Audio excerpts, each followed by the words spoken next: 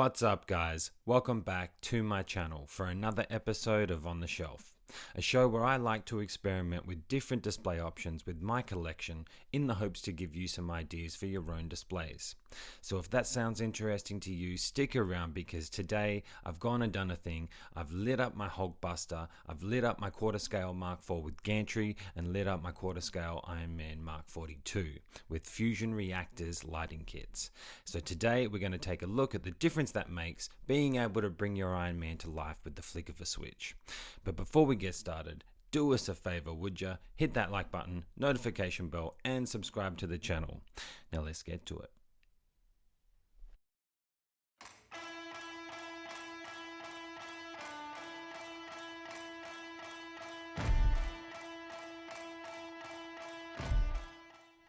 Okay team, this is my current setup for these big fellas, awaiting the arrival of some Modu Case Max 140s to house them permanently.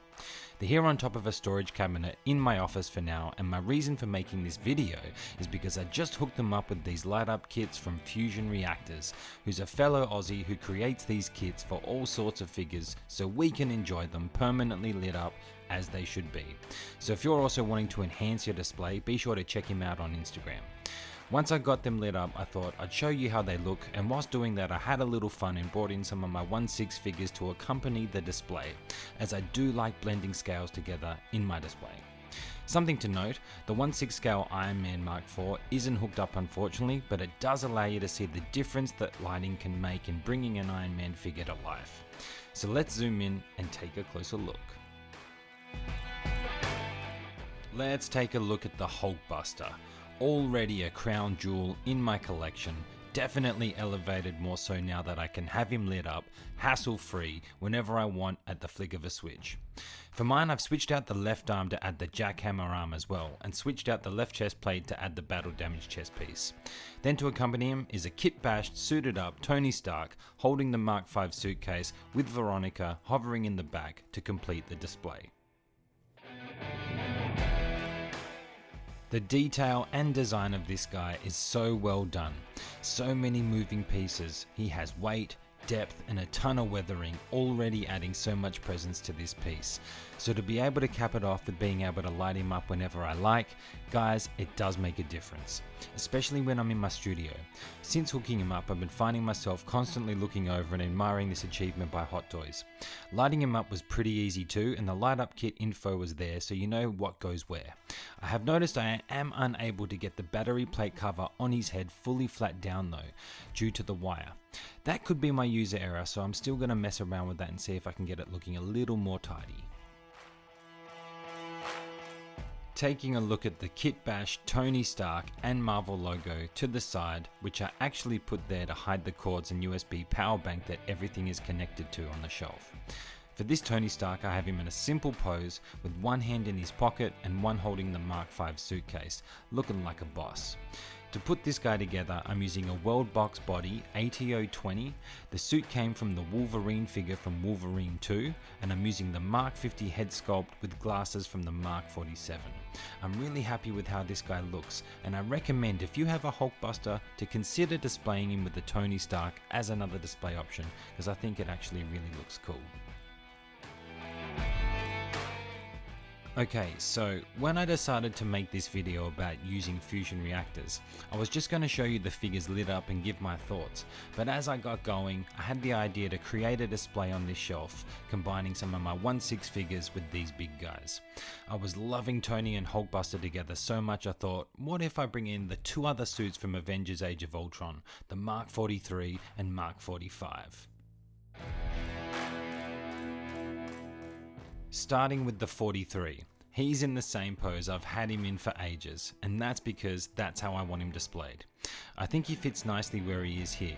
If you follow the camera from left to right, the visual travelling from the 43 to Tony and then to the 45 up in the air creates a nice look of all his suits from that film. And then looking back from here, we now get a clearer visual of the whole shrine, which if I wasn't using the 43 and the 45 in my other Iron Man display, I'd actually consider leaving them here displayed like this. Which then got me thinking, if I were to do something like that, I'd need to get these two guys hooked up with fusion reactors as well. You can definitely tell the difference between lit up and non-lit up figures here. It would look so much better if all of them were lit up. Moving on to my Mark IV Shrine with, I think, one of the best Iron Man collectibles I have, the quarter scale Mark IV with suit up gantry. I also threw in another Kitbash Tony Stark using the head sculpt and accessories that came along with the 1/6 Mark IV on the other side there. As I'm continuing to experiment with combining the scales like this, I think this display works and is suited to fit better in the middle of the shelf like this too. The presence in person demands it. But as I'm just playing around here, I won't keep the 1/6 figures displayed along with it, but I'd definitely light up the Mark IV with fusion reactors too if I did do a display like this in the future. Zooming in on the glorious Mark IV and suit up gantry. Still to this day one of my favourite designs. This piece requires being lit up to fully appreciate it, and the addition of this kit really does bring him to life. For this display, I have all of his weapons and flaps open, front and back, which allows more viewing of the inner workings of the suit, highlighted by blue lighting in the arms, chest, back and calves. The only plates I think I didn't remove are the bicep plates, which do come off. I just prefer them on like this. The sheer size of this gantry makes this the biggest piece in my collection.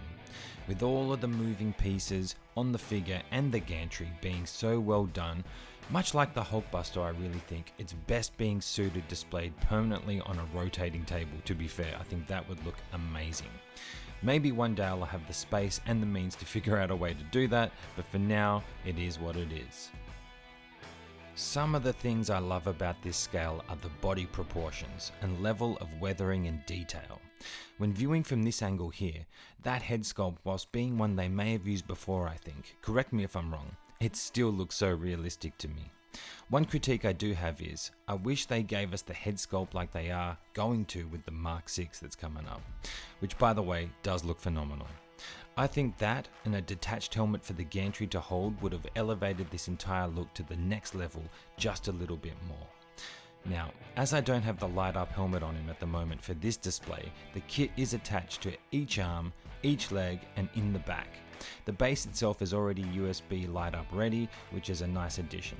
I do think Hot Toys really needs to step it up though and do it to the figures and make these pieces fully USB light up from now onward.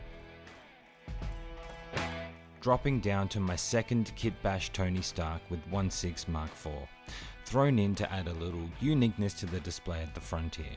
I feel like they fill some empty space visually whilst not overcrowding the display by being here, and it also kind of goes with the theme of having the Tony with the Hulkbuster. For this Tony, I'm using the head sculpt with glasses, coffee cup, donut and donut box that comes with the 1/6 Mark IV.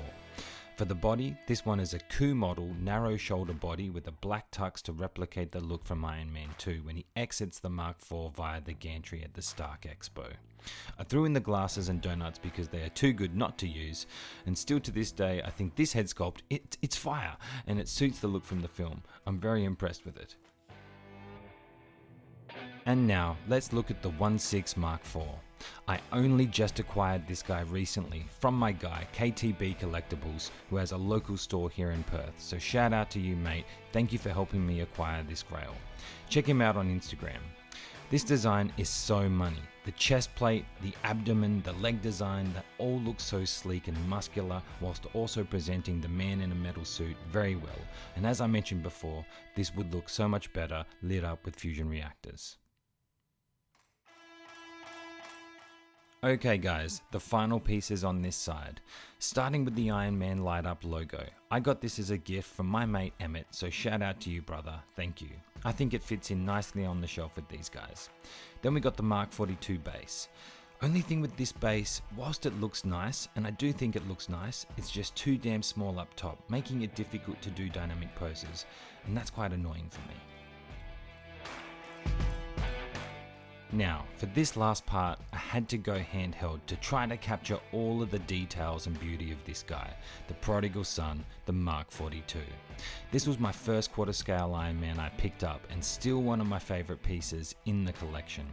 I mean, with the right lighting and now being lit up, he looks way more enhanced with life from all of these LEDs. Add to that all of the battle damage and accessories like the battery pack and cables, it makes him the perfect piece to have to represent the film Iron Man 3 in my opinion. For this look, I've opened up all the panels on his legs and calves just a little bit to let that blue light seep out, which I think is a nice touch by Hot Toys. And then as we go all the way back up, you get more in the rib area and forearms. I really think the size of the quarter scale allowed Hot Toys to capture this paintwork better too. There is no mistaking what this suit is.